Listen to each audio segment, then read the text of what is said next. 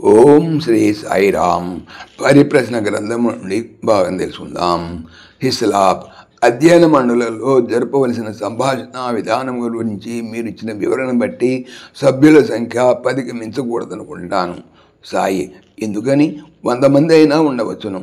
Hislop: అంతమందిలో ఒక అంశమును కూడా చర్చించుటకు వీలు కాదు. సాయి: ఆ విధముగా జరగదు. ఇక్కడ ఇప్పుడు సమావేశమైనటువంటి బృందములో హిస్లాప్ శాస్త్రజ్ఞులు మాత్రమే ప్రశ్నించుతున్నారు. ప్రతి ఒక్కరూ మాట్లాడలేరు. హిస్లాప్: నాకు పరిస్థితి అర్థమైనది. శాస్త్రజ్ఞుడు ఇక్కడికి వస్తున్నది. నేను కోపెన్హాగెన్లో స్వామిని గురించి ఉపన్యసించగా కొందరు ఉత్సాహవంతులైనటువంటి శాస్త్రజ్ఞులు ఈ వస్తువును తయారు చేశారు. అది ఏమిటో కంటికి కనపడదు. శాస్త్రజ్ఞులకు తెలుసు, కానీ అది కంటికి కనపడదు.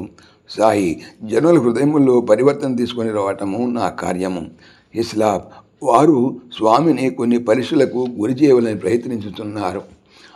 ఆ శాస్త్రజ్ఞుడు ఇలా అనుకుంటున్నాడు. అతని సహజుడు కూడా స్వామిని ఎలక్ట్రానిక్ పరికరాలతో పరీక్షలు లోబడేట్లు చేయాలని అనేక సంవత్సరాలుగా ప్రయత్నిస్తున్నారట.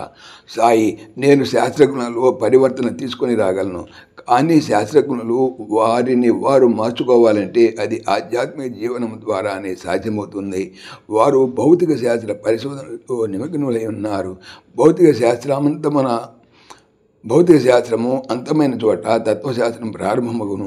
భౌతిక శాస్త్రము ప్రయోజనకారియే, కానీ అది సమాచారం మాత్రమే. ఇక ఆధ్యాత్మిక జీవనం అనగా పరివర్తన ముందుట. ఓం శ్రీ సాయిరామ్. ఈ ఛానల్కి సంబంధించినటువంటి పూర్తి సమాచారము డిస్క్రిప్షన్లో చూడవచ్చును. సాయిరామ్.